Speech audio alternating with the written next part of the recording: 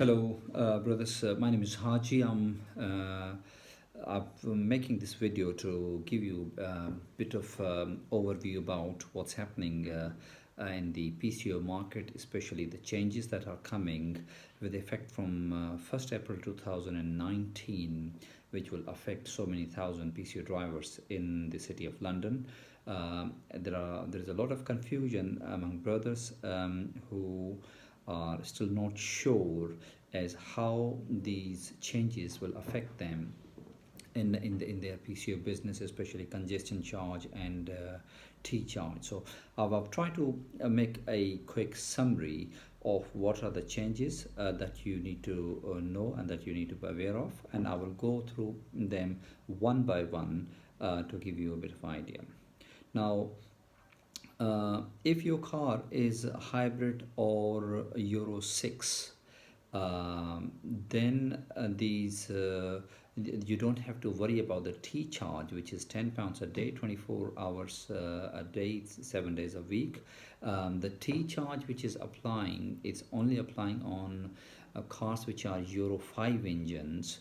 They will have to pay it even on the weekend. So, but you don't if you have got a car like, for example, Toyota Prius or any diesel engine car which is Euro 6, then you don't have to worry about T charge, which is £10 a day. However, if you have got a hybrid car or Euro 6 engine car, even say if it's a Prius or whatever, you will have to pay a congestion charge if you drive the car during the day between 7 a.m. in the morning till 6 p.m. in the evening, between Monday to Friday, which basically means that if you are one who drives the cars in central London, in the evening after 6 o'clock till 7 o'clock in the morning, during the week, you don't have to worry about the congestion charge, because the congestion charge is only applicable during the day, at least till 2021. So you don't have to worry about that one. But if you drive during the day, between Monday to Friday, you have to pay for it. Also, as far as the congestion charges are concerned, congestion charges are not applicable over the weekends. So you can drive the car on weekends without having to pay for the congestion charge in central London. Now, if you buy a plug-in or the electric car, the likes of Toyota Prius plug-in, in that case, at present, you don't have to pay any congestion charge, even if you drive the car during the day, Monday to Friday. The plug-in cars or the electric cars, as I said, plug-in Toyota Prius, Mitsubishi Outlanders, Nissan Leaf. There are so many other makes and models which are available, and in the plug-in or electric cars, there's no congestion charge, there's no T charge, there is no effect to you at all on 8th April 2019.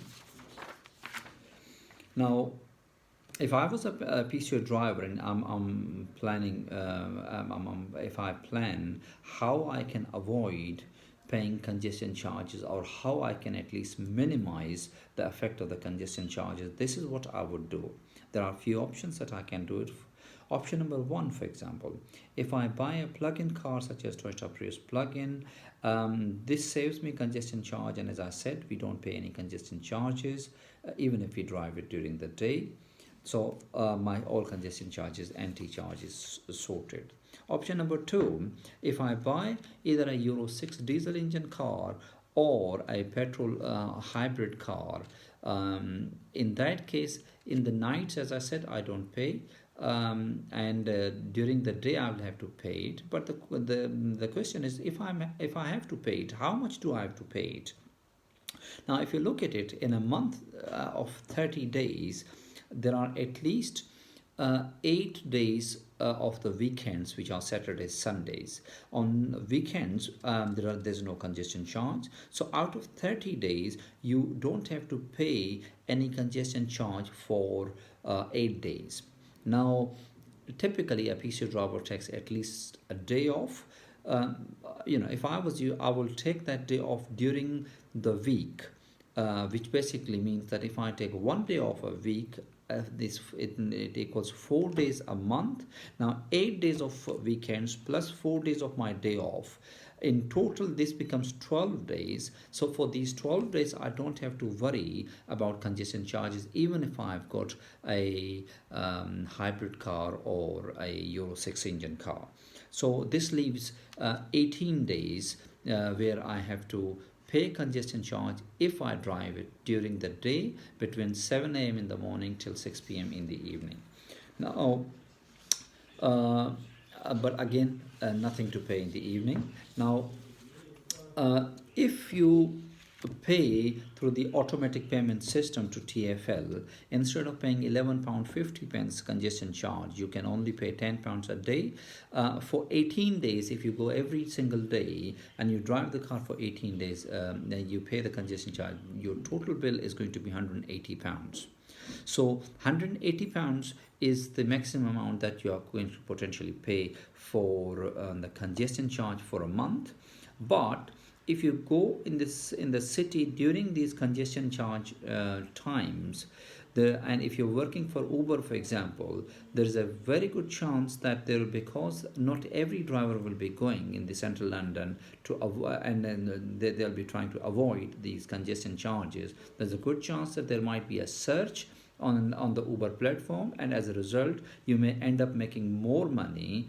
And if you make even £100 or £150 more by way of surge in a month on Uber platform, then that £100 or £180 actually pays your congestion charges. Another planning point, that this congestion charges, say for example you pay £180 a month, which equals to almost £2,300 a month.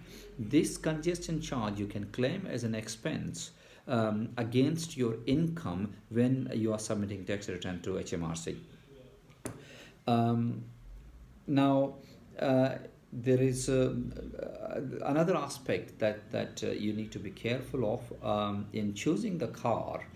Which car should you choose for your PCO? Whether you should buy an electric car, whether you buy the plug-in car, whether you buy a normal hybrid car or a diesel engine car. It's an important decision, and there are lots of options that are available, but there are lots of traps that you might fall into. For example, if you buy a Prius plug-in new shape 2017-18, that Prius plug-in, it's got 4 seats. It hasn't got 5 seats, because the middle seat at the back, and there is a armrest, and that I believe it doesn't count as a 5th seat.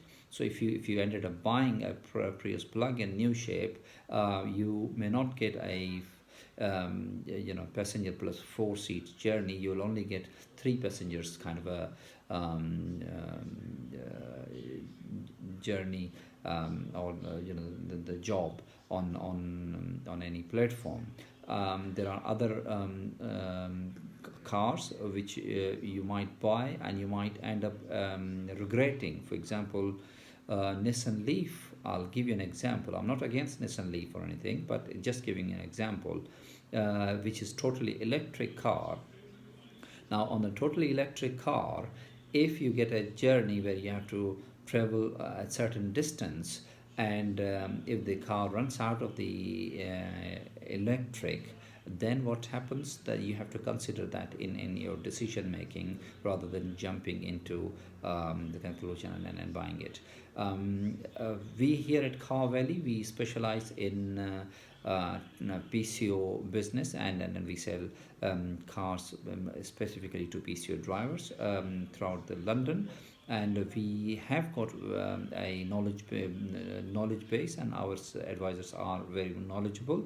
If you need help or support in making a decision as which car should you buy, or what are the changes that are happening in the PCO market, you can always call us on 020 85510947, and we'll be more than happy to help you in that. Thank you very much for watching this video.